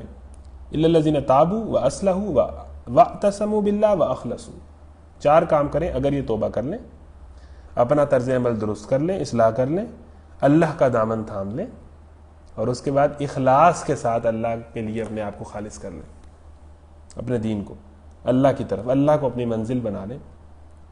ایسے لوگ مومنوں کے ساتھ ہیں اور اللہ مومنوں کو ضرور اجر عظیم عطا فرمائے گا. آخرکار اللہ کو کیا پڑی ہے کہ تمہیں خام خواہ سزا دے اگر تم شکر گزار بندے بنے رہو اور ایمان کی روش پر چلو. بڑی خوبصورت آیت ہے کہ ما یفعل اللہ بعذابکم ان شکرتم وآمنتم وکان اللہ شاکرا علیما. اللہ کو کیا پڑی ہے کہ تمہیں عذاب دے؟ اللہ تعالیٰ کو کوئی عذاب دینے کا شوق تو نہیں ہے اپنے بندوں کو. اللہ تعالیٰ تو بہانے سے عذاب سے بچانا چاہتا ہے اپنے بندوں کو. اللہ تعالیٰ تو چاہتا ہے کہ کسی طریقے یہ توبہ کر لیں. اللہ تعالیٰ تو نہیں چاہتا کہ بندوں کو عذاب ہو. اللہ تعالیٰ کہہ رہا ہے کہ میں تمہیں کیوں عذاب دوں گا؟ اگر تم شکر کرو گے، ایمان لاؤ گے، میں تمہیں کیوں عذاب دوں گا؟ ما یفعل اللہ بعذابکم ان شکرتم وآمنتم. اگر تم ناشکری کہتے ہیں اللہ کی نعمتوں کی ناشکری بھی، اور کفر بھی ناشکری کی علامت میں آتا ہے. آخر اللہ کو کیا پڑی ہے کہ تمہیں خام خواہ سزا دے اگر تم شکر گزار بندے بنے رہو اور ایمان کی روش پر چلو. اللہ بڑا قدردان ہے. جو نیکی کرے گا، جو اللہ تعالیٰ کے لیے سیکریفائس دے گا، اللہ تعالیٰ اس کی قدر کرے گا. اللہ تعالیٰ قدردان ہے. اللہ تعالیٰ ریکارڈ رکھے گا، دیکھ رہا ہے کہ تم کیا کیا کر رہے ہو اس کے لیے. اور اللہ تعالیٰ سب کے حال سے واقف ہے. کوئی نیکی کوئی گناہوں سے چھپا ہوا بھی نہیں ہے، اسے سب چیزیں. ہمارے ہاں تو محبوب سے یہ گلہ ہوتا ہے نا کہ محبوب کو عاشق کے حالات کی خبر نہیں ہے. ٹھیک ہے نا، الفت کی سختیاں مجھے منظور ہیں مگر اتنا ضرور ہو کہ تجھے بھی خبر رہے. خاک ہو جائیں گے ہم تم کو خبر ہونے تک. یہاں تو عاشق یہی گلہ کرتے ہیں نا محبوب سے کہ اسے خبر نہیں ہے کہ میری زندگی کیسی گزر رہی ہے، میرے حالات کیسے ہیں، میں کتنا تڑپ رہا ہوں. لیکن یہ والا عشق وہ عشق ہے جہاں محبوب کو سب کچھ پتا ہے. اس عشق کے اندر دیکھیں، عشق مجازی اور عشق حقیقی کے فرق کے اندر ایک پورا لیکچر ہو سکتا ہے کہ کیا کیا فرق ہے. عشق حقیقی میں یہ ہے کہ محبوب کو سب کچھ پتا ہے کہ عاشق پر کیا گزر رہی ہے. عشق مجازی میں محبوب کو تو نہیں پتا ہوتا کہ عاشق کے کیا حالات ہیں. تو یہاں اللہ تعالیٰ کو سب کچھ پتا ہے کہ میرا بندہ میرے لیے کیا کیا کر رہا ہے، کتنا اس سیکریفائس کر رہا ہے. اللہ کو سب کچھ پتا ہے اور اس کے مطابق وہ اس کا پورا صلہ دے گا. یہ والا محبوب بے وفا نہیں ہے، یہ والا محبوب قدردان ہے. بات سنے گا، ٹھیک ہے نا، ایفرٹس کے مطابق اجر دے گا. لا يحب اللہ الجار بالسوء من القول الا من ظلم. 6 سپارہ وکان اللہ سمیعا علیما. اللہ اس کو پسند نہیں کرتا کہ آدم بدگوئی پر زبان کھولے الا یہ کہ کسی پر ظلم کیا ہو. یعنی مظلوم کو حق پہنچتا ہے کہ ظالم کے خلاف آواز اٹھائے. اس کے الٹے سیدھے مطلب یہ لوگ نکال لیتے ہیں. ٹھیک ہے نا، کئی طرح کی اس میں سے باتیں نکال لیتے ہیں کہ جناب اس میں سے کئی طرح کی باتیں نکال لیتے ہیں. اللہ اس کو پسند نہیں کرتا کہ آدمی بدگوئی پر زبان کھولے الا یہ کہ کسی پر ظلم کیا ہو. ٹھیک ہے نا، کہ زبان کھولے اس کا مطلب یہ ہے کہ ظالم کے خلاف آواز اٹھانے کا حق ہے. ظلم پر خاموش نہ رہے، آواز اٹھائے. ٹھیک ہے نا، احتجاج کرے، اپنے حق کے لیے لڑے. اور اللہ سب کچھ سننے اور جاننے والا ہے. مظلوم ہونے کی صورت میں اگرچہ تم کو بدگوئی کا حق ہے، لیکن اگر تم ظاہر و باطن میں بھلائی ہی کیے جاؤ یا کم از کم برائی سے درگزر کرو تو اللہ کی صفت یہی ہے کہ وہ بڑا معاف کرنے والا ہے. یہ بھی ایک بات آ گئی یہاں پر. حالانکہ سزا دینے پر پوری قدرت رکھتا ہے. جو لوگ اللہ اور اس کے رسولوں سے کفر کرتے ہیں اور چاہتے ہیں کہ اللہ اور اس کے رسولوں کے درمیان تفریق کریں اور کہتے ہیں کہ ہم کسی کو مانیں گے اور کسی کو نہ مانیں گے اور کفر و ایمان کے بیچ میں ایک راہ نکالنے کا ارادہ رکھتے ہیں، وہ سب پکے کافر ہیں. اور ایسے کافروں کے لیے ہم نے وہی سزا مہیا کر رکھی ہے جو انہیں ذلیل و خوار کر دینے والی ہے. وَيُرِيدُونَ أَن يَتَّخِذُوا بَيْنَ ذَلِكَ سَبِيلًا. کفر اور ایمان کے درمیان کوئی راستہ نکالنا چاہتے ہیں جہاں پر بہت ساری چیزیں جائز ہوں، بہت سارے کام کیے جا سکتے ہوں، بہت ساری موجیں اور عیاشیاں ہماری جا سکتی ہوں. کوئی ایسا دین تلاش کرنا چاہتے ہیں، بالخصوص ہماری یوتھ کوئی ایسا دین چاہتی ہے کہ جہاں پر اپنی مرضیاں بھی کافی وہ کر لیں.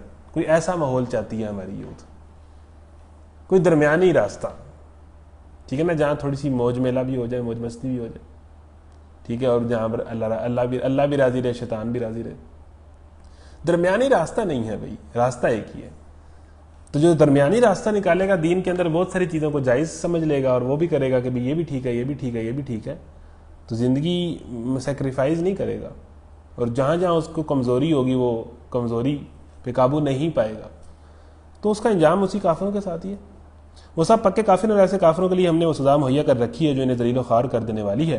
باخلاف اس کے جو لوگ اللہ اور اس کی تمام رسولوں کو مانیں اور ان کے درمیان تفریق نہ کریں، اور ان کو ہم ضرور ان کے اجر عطا کریں گے.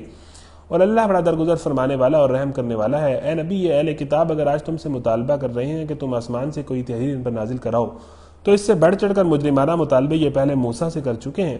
اس سے تو انہوں نے کہا تھا کہ ہمیں خدا کو اعلانیہ دکھا دو، اور اسی سرکشی کی وجہ سے یک ان پر بجلی ٹوٹ پڑی تھی. بنی اسرائیل نے کہا تھا کہ ہم اللہ تعالیٰ کو جب تک دیکھیں گے نہیں، ہم نہیں مانیں گے. تو پھر وہ کوہ طور کا واقعہ ہے کہ ان پر بجلی ٹوٹ پڑی، ٹھیک ہے، اور وہ سب بے ہوش ہو گئے یا مر گئے، پھر دوبارہ زندہ ہوئے، ٹھیک ہے. اور اس پہاڑ کو اوپر رکھ کے اللہ تعالیٰ نے ان سے عہد کروایا کہ ہاں جی ایمان لاتے ہو کہ نہیں لاتے. پھر انہوں نے لانا ہی تھا ایمان، ان کے پاس آپشن ہی کوئی نہیں تھا.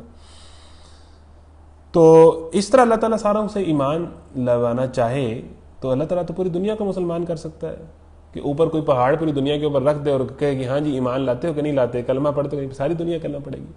اللہ خود آ جائے اس زمین پر، ویسے تو اللہ ہر جگہ ہی ہے، لیکن اللہ تعالیٰ خود ظاہر ہو جائے، فرشتوں کے ساتھ آ جائے. ایک آیت آتی ہے، اس سے پہلے آئی تھی دوسرے تیسرے اس بارے میں، پھر تو ساری دنیا ہی ایمان لے. اللہ تعالیٰ یوں نہیں چاہتا. اللہ تعالیٰ نے غیب میں اپنے آپ کو رکھا ہے، کچھ چیزوں کو ظاہر کیا ہے، کچھ چیزوں کو غیب میں کر دیا کہ اب جو ایمان لائے گا وہی سچا مومن ہوگا. ادروائز تو سارے ہی ایمان لا سکتے ہیں، ادروائز تو فرشتے بھی سارے اللہ تعالیٰ کی عبادت کاری رہے ہیں. اے نبی، یہ اہل کتاب، ٹھیک ہے جی، اس پر ہم نے بھی ان سے درگزر کیا. ہم نے موسیٰ کو صریح فرمان عطا کیا اور ان لوگوں پر طور کو اٹھا کر ان سے فرمان کی اطاعت کا عہد لیا، یعنی کوہ طور ان کے اوپر اٹھا کر ان سے فرمان برداری کا عہد لیا. ہم نے ان کو حکم دیا کہ دروازے میں سجدے ریز ہوتے داخل ہو، اور ہم نے ان سے کہا تھا کہ سبت کا قانون نہ توڑو، اور اس پر ان سے پختہ عہد لیا تھا. سبت کا قانون وہی ہفتے کے دن کاروبار کا جو منع کیا گیا تھا، لیکن پھر بھی وہ کرتے تھے. آخرکار ان کی عہد شکنی کی وجہ سے اور اس وجہ سے کہ انہوں نے اللہ کی آیات کو جھٹلایا اور متعدد پیغمبروں کو ناحق قتل کیا، اور یہاں تک کہا کہ ہمارے دل غلافوں میں محفوظ ہیں، حالانکہ در حقیقت ان کی باطل پرستی کے سبب اللہ نے ان کے دلوں پر ٹھپا لگا دیا ہے، اور اس وجہ سے یہ بہت کم ایمان لاتے ہیں. پھر اپنے کفر میں یہ اتنے بڑھے کہ مریم پر سخت بہتان لگایا اور خود کہا کہ ہم نے مسیح عیسیٰ ابن مریم اور رسول اللہ کو قتل کر دیا ہے، حالانکہ فی الواقع انہوں نے اس کو نہ قتل کیا نہ صلیب چڑھایا، بلکہ معاملہ ان کے لیے مجتبہ کر دیا گیا. یہ دیکھیں جی، یہاں پر کلیئر بات آ گئی کہ وما قتلوہ وما صلبوہ ولکن شبہ لہم، کہ حضرت عیسیٰ کو نہ وہ قتل کر سکے نہ وہ صلیب دے سکے. وہ یہ سمجھتے ہیں کہ ہم نے صلیب دے دی، وہ صلیب نہیں دے سکے، بلکہ ان کو دا سیکنڈ کمنگ، انہوں نے دوبارہ آنا ہے، ان کو آسمانوں پر اٹھا لیا گیا. اس کی تفصیل پڑھ لیتے ہیں. یہ آیت تصریح کرتی ہے کہ حضرت مسیح علیہ السلام صلیب پر چڑھائے جانے سے پہلے ہی اٹھا لیے گئے تھے، اور یہ کہ مسیحیوں اور یہودیوں دونوں کا یہ خیال کہ مسیح نے صلیب پر جان دی محض غلط فہمی. دونوں یہ سمجھتے ہیں کہ انہوں نے صلیب پر جان دی غلط فہمی، ان کو اس سے پہلے ہی اٹھا لیا گیا تھا کہ نہ وہ قتل ہوئے نہ انہیں صلیب دی گئی، بلکہ ان کے لیے معاملے کو مشتبہ کر دیا، انہیں پتہ نہیں لگا کہ کیا ہوا ہے. ٹھیک ہے جی. قبل اس سے کہ یہودی آپ کو صلیب پر چڑھاتے، اللہ تعالیٰ نے کسی وقت جناب کو اٹھا لیا، اور بعد میں یہودیوں نے جس شخص کو صلیب پر چڑھایا وہ کوئی اور شخص تھا جس کو نامعلوم کس وجہ سے ان لوگوں نے عیسیٰ ابن مریم سمجھ لیا. بعض اوقات یہ بھی کہ لوگ کہتے ہیں کہ جو حضرت عیسیٰ کی پھانسی پر آگے آگے تھا نا کہ ان کو پھانسی دیں، ان کو پھانسی دیں، اللہ تعالیٰ نے اس کی شکل حضرت عیسیٰ جیسی بنا دی اور عین موقع پر انہوں نے اس کو پکڑ کے صلیب پر چڑھا دیا. وہ بیچارہ یہ کہتا رہا کہ بھی میں عیسیٰ نہیں ہوں، لیکن وہ بہت چونکہ آگے آگے تھا، اس کو بہت شوق تھا پھانسی دلوانے کا، تو وہ ایٹ دا اینڈ وہی رگڑا گیا، اسی کو پھانسی ہوگی. تو یہ بھی آتا ہے. تو کسی اور کو پھانسی ہوئی، حضرت عیسیٰ کو آسمانوں پر اٹھا لیا گیا. اب وہ دوبارہ آئیں گے. ان کے پاس اس معاملے میں کوئی علم نہیں ہے، محض گمانی کی پیروی. انہوں نے مسیح کو یقیناً قتل نہیں کیا، بلکہ اللہ نے وما قتلوہ یقینا، واضح طور پر آیا ہے، بلکہ اللہ نے اس کو اپنی طرف اٹھا لیا. بل رفعہ اللہ الیہ. ٹھیک ہے جی، اللہ تعالیٰ نے ان کو رفعت اٹھا لیا. ٹھیک ہے نا، رفعت بلندی کو کہتے ہیں. اور اللہ زبردست طاقت رکھنے والا اور حکیم ہے، اور اہل کتاب میں سے کوئی ایسا نہ ہوگا جو اس کی موت سے پہلے اس پر ایمان نہ لائے۔ لیکن حضرت عیسیٰ کی پیدائش بھی ایک ایسے طریقے سے ہوئی جو نارمل نہیں ہے، غیر معمولی پیدائش تھی، کیونکہ بغیر باپ کے، اور ان کا اس دنیا سے جانا بھی ایک غیر معمولی ہوا، ٹھیک ہے نا۔ تو وہ ایک سراسر معجزہ تھے، ٹھیک ہے نا، سراپا معجزہ تھے، ٹھیک ہے۔ پھر ان کی زندگی میں جو معجزات تھے کہ وہ مردوں کو زندہ اور سارا کچھ، تو وہ ایک سراسر اللہ کی نشانیاں ان کے پاس تھی۔ اور اہل کتاب میں سے کوئی ایسا نہ ہوگا جو اس کی موت سے پہلے اس پر ایمان نہ لے آئے گا، اور قیامت کے روز وہ ان پر گواہی دے گا۔ غرض ان یہودیوں کی اسی ظالمانہ رویے کی بنا پر، اس بنا پر کہ یہ بکثرت اللہ کے راستے سے روکتے ہیں اور سود لیتے ہیں جس سے انہیں منع کیا گیا تھا، اور لوگوں کو مال ناجائز طریقوں سے کھاتے ہیں، ہم نے بہت سی وہ پاک چیزیں ان کے لیے حرام کر دیں جو پہلے ان کے لیے حلال تھیں، اور جو لوگ ان میں سے کافر ہیں ان کے لیے ہم نے دردناک عذاب تیار کر رکھا ہے۔ مگر ان میں جو لوگ پختہ علم رکھنے والے ہیں اور ایماندار ہیں، وہ سب اس تعلیم پر ایمان لاتے ہیں جو اے نبی تمہاری طرف نازل کی گئی ہے اور جو تم سے پہلے نازل کی گئی تھی، اور اس طرح کے ایمان لانے والے اور نماز و زکوٰۃ کی پابندی کرنے والے اور اللہ اور روز آخرت پر سچا عقیدہ رکھنے والے لوگوں کو ہم ضرور اجر عظیم عطا کریں گے، ٹھیک ہے نا، جو پوری طرح عقائد کو اور ارکان اسلام کو پورا کرتے ہیں۔ یہاں یہ ایک بات کی گئی ہے کہ یہودیوں پر بہت ساری چیزیں حرام کر دیں جو پہلے سے ان کے لیے حلال تھی۔ غالباً یہ اسی مضمون کی طرف اشارہ ہے کہ جو آگے سورہ انعام میں آنے والا ہے، یعنی یہ کہ بنی اسرائیل پر تمام وہ جانور حرام کر دیے گئے جن کے ناخن ہوتے ہیں، ان پر گائے اور بکری کی چربی بھی حرام کر دی گئی۔ اس کے علاوہ ممکن ہے کہ اشارہ ان دوسری پابندیوں اور سختیوں کی طرف بھی ہو جو یہودی فقہ میں پائی جاتی ہیں۔ کسی گروہ کے لیے دائرہ زندگی کو تنگ کر دیا جانا فی الواقع اس کے حق میں ایک طرح کی سزا ہی ہے، یعنی ان کی حرکتوں کی وجہ سے اللہ تعالیٰ نے بہت ساری چیزیں یہودیوں پر حرام کر دیں جو پہلے ان کے لیے حلال تھی، یعنی ان کا دائرہ زندگی تنگ کر دیا، ایک سزا کی ایک قسم ہے۔ اے نبی، ہم نے تمہاری طرف اس طرح وہی بھیجی ہے جس طرح نوح اور اس کے بعد کے پیغمبروں کی طرف بھیجی تھی۔ ہم نے ابراہیم، اسماعیل، اسحاق، یعقوب اور اولاد یعقوب، عیسیٰ، ایوب، یونس، ہارون اور سلیمان کی طرف وہی بھیجی۔ ہم نے داؤد کو زبور دی۔ ہم نے ان رسولوں پر بھی وہی نازل کی جن کا ذکر ہم اس سے پہلے تم سے کر چکے ہیں، اور ان رسولوں پر بھی جن کا ذکر تم سے نہیں کیا۔ ہم نے موسیٰ سے اس طرح گفتگو کی جس طرح گفتگو کی جاتی ہے۔ یہ سارے رسول خوشخبری دینے والے اور ڈرانے والے بنا کر بھیجے گئے تھے تاکہ ان کو مبعوث کر دینے کے بعد لوگوں کے پاس اللہ کے مقابلے میں کوئی حجت نہ رہے، اور اللہ بہرحال غالب رہنے والا اور حکیم و دانا ہے۔ لوگ نہیں مانتے تو نہ مانے، مگر اللہ گواہی دیتا ہے کہ اے نبی، جو کچھ اس نے تم پر نازل کیا ہے اپنے علم سے نازل کیا ہے، اور اس پر ملائکہ بھی گواہ ہے، اگرچہ اللہ کا گواہ ہونا بالکل کفایت کرتا ہے۔ جو لوگ اس کو ماننے سے خود انکار کرتے ہیں اور دوسروں کو خدا کے رستے سے روکتے ہیں، وہ یقیناً گمراہی میں حق سے بہت دور نکل گئے ہیں۔ ان الذين كفروا وظلموا لم يكن الله ليغفرهم ولا ليهديهم طريقا الا طريق جهنم خالدين فيها ابدا وكان ذلك على الله يسيرا۔ اس طرح جن لوگوں نے کفر و بغاوت کا طریقہ اختیار کیا اور ظلم و ستم پر اتر آئے، اور اللہ ان کو ہرگز معاف نہ کرے گا اور انہیں کوئی راستہ بجز جہنم کے راستہ کے نہ دکھائے گا جس میں وہ ہمیشہ رہیں گے۔ اللہ کے لیے یہ کوئی مشکل کام نہیں ہے۔ لوگوں، یہ رسول تمہارے پاس تمہارے رب کی طرف سے حق لے کر آ گیا ہے، ایمان لے آؤ، تمہارے ہی لیے بہتر ہے، اور اگر انکار کرتے ہو تو جان لو کہ آسمانوں اور زمین میں جو کچھ ہے سب اللہ کا ہے، اور اللہ علیم بھی ہے اور حکیم بھی۔ اے اہل کتاب، اپنے دین میں غلو نہ کرو، یا اہل الکتاب لا تغلوا فی دینکم، دین میں غلو کو سمجھ لیں۔ یہاں اہل کتاب سے مراد عیسائی ہیں، اور غلف کے معنی ہے کسی چیز کی تائید و حمایت میں حد سے گزر جانا۔ یہودیوں کا جرم تو یہ تھا کہ وہ مسیح کے انکار اور مخالفت میں حد سے گزر گئے تھے، اور عیسائیوں کا جرم یہ ہے کہ وہ مسیح کی عقیدت اور محبت میں حد سے گزر گئے اور ان کا بیٹا اللہ کو قرار دے دیا ہے۔ دیکھیں، ہمارے ہاں جتنے بھی اختلافات ہیں نا، وہ دین میں غلف کی وجہ سے ہیں۔ ہم کسی چیز کی حد سے زیادہ حمایت میں نکل جاتے ہیں کہ اس کا اصل سٹیٹس سے بھی بڑھ کر اس کو دے دیتے ہیں، اور کسی چیز کی مخالفت میں اتنے نکل جاتے ہیں کہ جو کم از کم وہ ڈیزرو کرتا ہے اس کو اتنا بھی نہیں دیتے۔ تو بیسیکلی دین سارا ہی بیلنس پر کھڑا ہے۔ اگر آپ بیلنس نہیں کریں گے چیزوں میں تو آپ کے فرقے بن جائیں گے۔ ہمارے ہاں یہی ہوا ہے نا کہ کچھ صحابیوں کے اوپر جو ہے وہ لڑائی ہو گئی ہے کہ ان کا زیادہ درجہ ہے یا ان کا زیادہ درجہ ہے۔ کچھ اس میں اس قدر آگے نکل گئے ہیں کہ ان کو خدا کا درجہ دینے لگ پڑے ہیں اور اس سے بھی آگے نکل گئے، اور کچھ کسی صحابی کی مخالفت میں اتنا نکل گئے ہیں کہ جو صحابی ہونے کا ان کا سٹیٹس ہے یا ولی ہونے کا ان کا سٹیٹس ہے وہ بھی ان کا جاتا رہا ہے۔ تو ہماری ساری لڑائی بنتی ہے جب ہم کسی کی حضرت عیسیٰ کی محبت میں وہ اتنے آگے نکل گئے کہ حضرت عیسیٰ کو خدا بنا دیا، ٹھیک ہے نا۔ اسی طرح ہم محبت میں کرتے ہیں، نبیوں کی محبت میں یا ولیوں کی محبت میں یا صحابہ کی محبت میں غلف کر لیتے ہیں، اور اسی طرح کسی کی نفرت میں اتنا آگے نکل گئے، جیسا یہودی نے کیا کہ حضرت عیسیٰ کی نفرت میں اتنا آگے نکل گئے کہ ان کو خدا سے کیا نیچے لائے, انسان سے کیا نیچے لائے, ان کو اوپر جناب الزام لگا دیا کہ نعوذ باللہ ان کی ماں نے زنا کیا اور اس طرح ان کی پیدائش ہوئی ہے. تو یہ مطلب مخالفت میں حد سے آگے نکل جانا اور محبت میں حد سے آگے نکل جانا دونوں نقصان دہ. تو جتنی لڑائیاں ہیں یہ دین میں غلف کی وجہ سے, کسی ایک چیز کو پکڑ کر اس میں بہت آگے نکل جانا. بھئی بیلنس کر لو, ٹھیک ہے, اور کسی ایک چیز کی مخالفت میں اس کا اصل حق اس کو نہ دینا, ٹھیک ہے. تو یہ رویہ اگر مسلمان اختیار, یہودی اور عیسائیوں میں بھی اسی طرح ہی اتحاد ہوگا اور مسلمانوں کے اندر بھی اسی طرح اتحاد ہوگا کہ وہ دین میں غلف نہ کریں, ٹھیک ہے نا, حد سے زیادہ حمایت اور حد سے زیادہ مخالفت نہ کریں. اللہ کی طرف حق کے سوا کوئی بات منسوب نہ کرو. مسیح ابن عیسیٰ بن مریم کے اس کے سوا کچھ نہ تھا کہ اللہ کا ایک رسول تھے اور ایک فرمان تھا جو اللہ کے نبی کے متعلق یہی اللہ نے کہا ہے کہ دیکھیں وہ خدا نہیں ہے, وہ اللہ کے رسول ہیں. اور حضرت عیسیٰ بھی یہی ہے کہ وہ خدا نہیں ہے, وہ اللہ کے رسول ہیں. توحید پر رہیں, ایک اللہ کو مانیں اور رسول کی اطاعت کریں. جو اللہ نے مریم کی طرف بھیجا اور ایک روح تھی اللہ کی طرف سے, اس نے مریم کے رحم میں بچے کی شکل اختیار کی. پس تم اللہ اور اس کے رسولوں پر ایمان لاؤ اور نہ کہو کہ تین ہیں, باز آ جاؤ, یہ تمہارے لیے بہتر ہے. ولا تقولوا ثلاثہ, تین خدا نہ کہو کہ حضرت مریم بھی خدا, حضرت عیسیٰ بھی خدا, اللہ بھی خدا. تین خداؤں کا عقیدہ ہے عیسائیوں کا. نہ کہو کہ تین ہیں, باز آ جاؤ, یہ تمہارے ہی لیے بہتر ہے. ٹھیک ہے جی. اور اسی طرح اللہ تو بس ایک ہے.